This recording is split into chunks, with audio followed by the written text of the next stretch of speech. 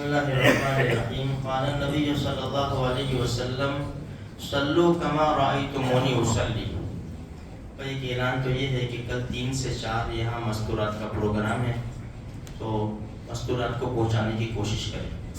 دوسری بات یہ ہے کہ آج پیلسٹائن میں بہت بڑا نقصان ہے، بہت زیادہ نقصان ہے میرے بھائیوں.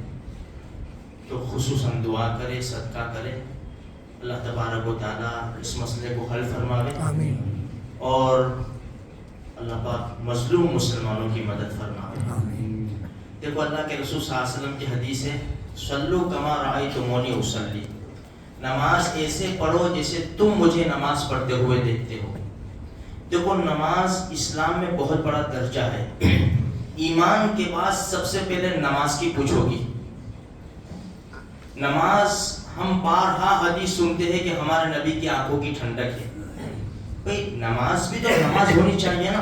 ہر چیز سیکھ کے کی جاتی ہے، تو نماز کو بھی سیکھنا چاہیے کہ بھئی نماز کیسے پڑھنی چاہیے، نماز کے کیا مسائل ہے. دیکھو نماز کے مسائل ہے، سفر کے مسائل ہے، اسی طرح عورت کے پیریڈ کے مسائل ہے، اس کی ڈیلیوری کے بعد کے مسائل ہے. اس میں شرم مت کرو میرے بھائیوں، اپنے اپنے علماء سے پوچھو.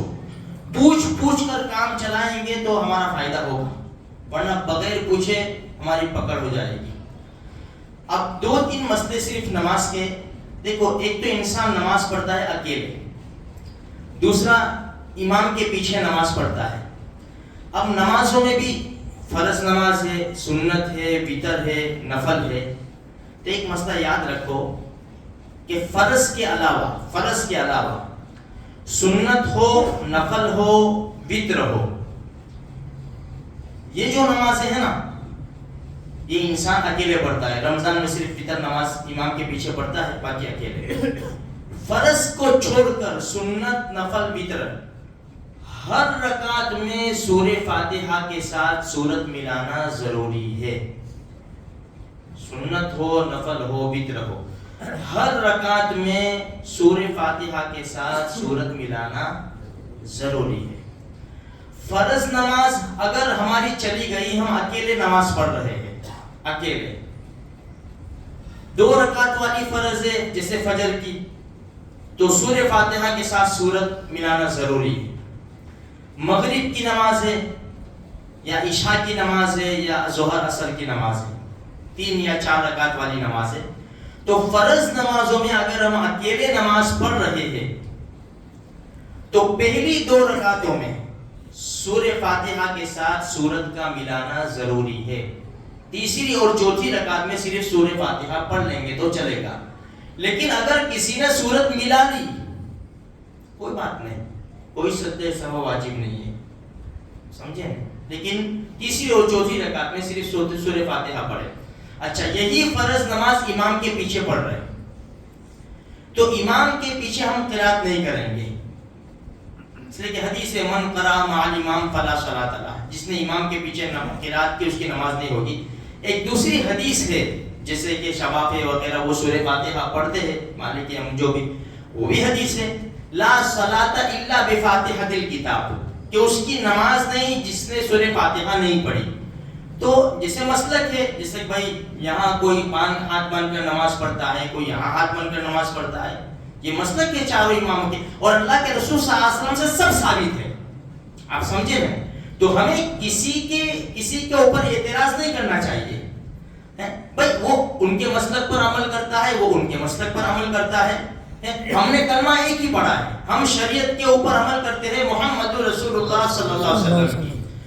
تو یہ بھی اب جو نہیں پڑھتے سورہ فاتحہ وہ ایسا کہتے ہیں کہ بھائی اس کے اندر امام کا لفظ نہیں ہے اس لیے ہم نہیں پڑھتے.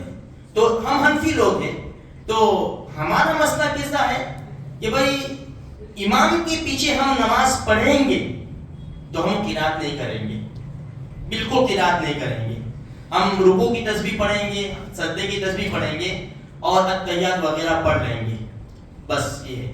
اگر کسی کی رکعت چلی گئی، یہ مسئلہ ذرا ہم دھیان سے سنیں، اس لیے کہ بعض مرتبہ کیا ہوتا ہے امام سلام پھرتا ہے، جس کی رکعت گئی ہوتی ہے ابھی تو دعا ختم نہیں ہوتی نا اس کی، وہ رکوع میں چلا جاتا ہے.